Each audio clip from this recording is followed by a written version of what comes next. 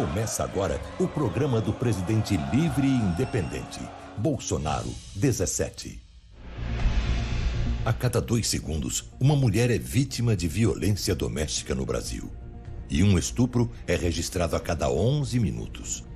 90% das mulheres estupradas não denunciam. E apenas cerca de 15% dos acusados são presos. Este é o triste retrato da violência contra nós, mulheres brasileiras. A falta de uma política séria de segurança e punição mais dura para esses crimes só colabora para criar este cenário vergonhoso. São números alarmantes que não param de subir. O PT no governo ficou só no discurso. Veja como, na prática, a situação só piorou. De 2006 a 2012, durante o governo do PT, houve um aumento de 600% nos casos de violência contra mulheres. 13 mulheres morrem todos os dias vítimas de violência no Brasil. Um aumento de 21% em relação à década passada. Tudo isso durante o governo do PT. O discurso petista é uma fraude. Com Lula e Dilma, as mulheres ficaram desprotegidas. Minha saudação a todas as mulheres do Brasil. O PT diz que defende vocês, mas nunca a violência contra as mulheres cresceu tanto. Nós queremos endurecer a legislação, de modo que todo aquele que cometa um crime contra a mulher pague-o de forma integral. Juntos, vamos construir uma história de verdade para o bem-estar de todos, em especial das nossas mulheres que tanto necessitam. Queremos um presidente que trate o assunto com seriedade, que nos dê mais segurança e jogue pesado na punição aos agressores.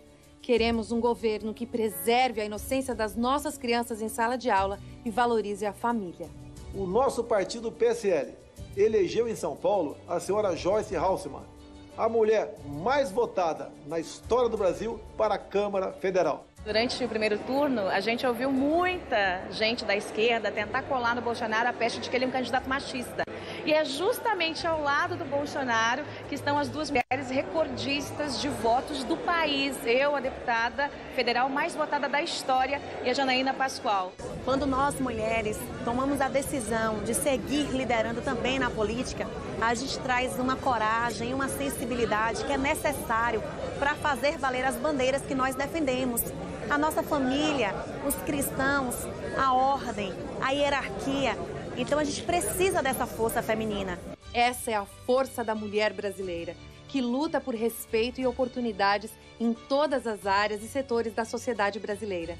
E é com muita honra que Bolsonaro recebeu também o importante apoio de Eliana Calmon, a primeira mulher a ser ministra do Superior Tribunal de Justiça.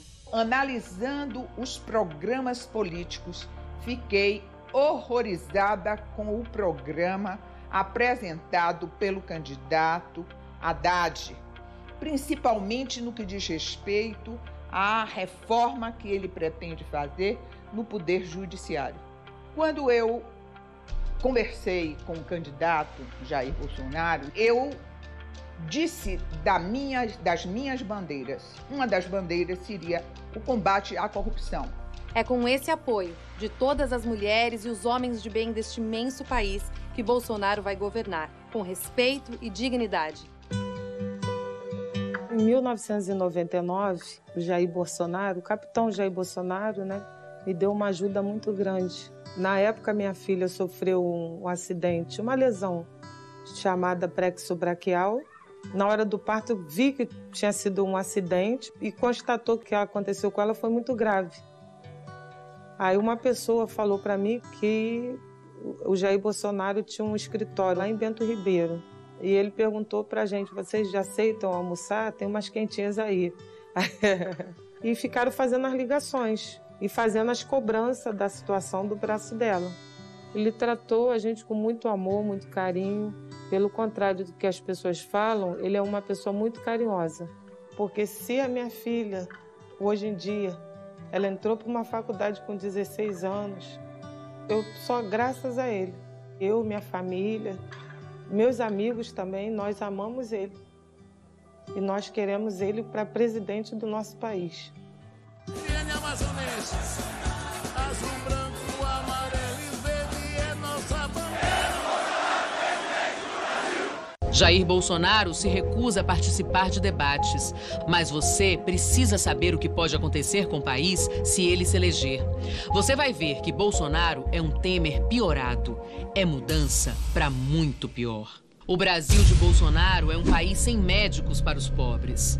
Dá uma canetada, mandando 14 mil médicos lá para Cuba. O Brasil de Bolsonaro é um país sem escolas, sem professores, sem merenda, sem moradia, sem apoio para os pobres, sem compaixão. O Lula anunciou ontem 1 milhão de casas populares.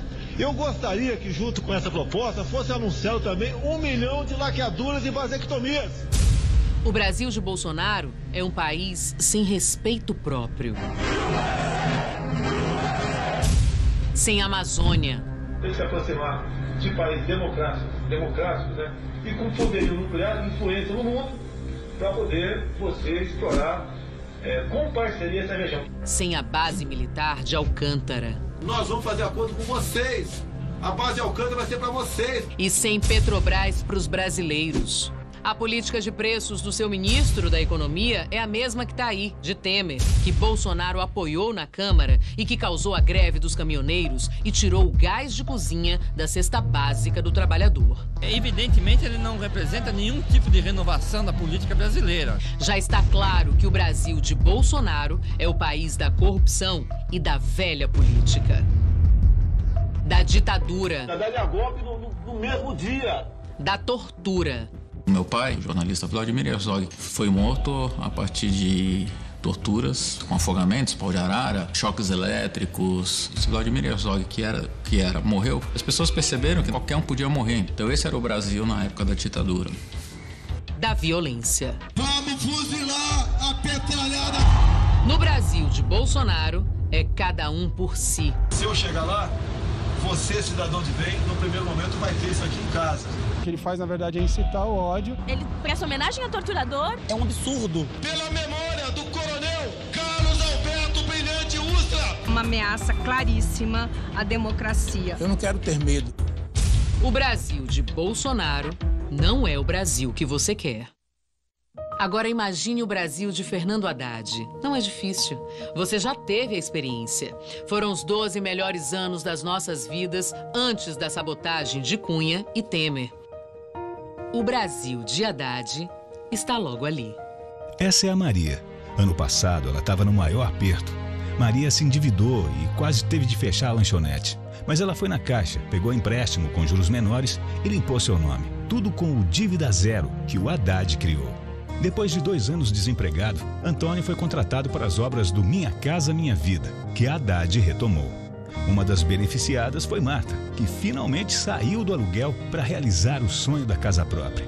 Ela e milhões de brasileiras. Marta é mãe do Luiz, que andava desanimado com os estudos.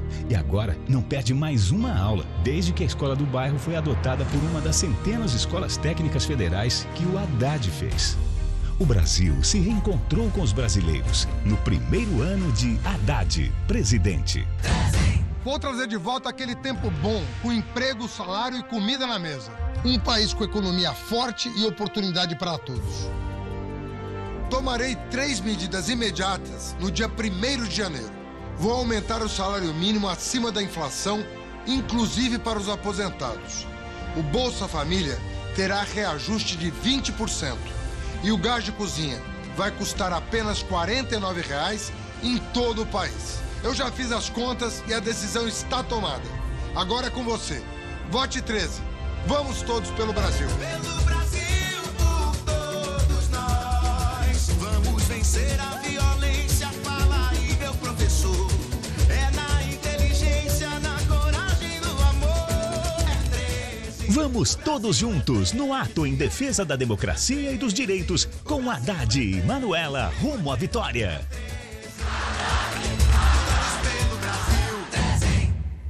Esses marginais vermelhos serão banidos de nossa pátria. Sem folha de São Paulo!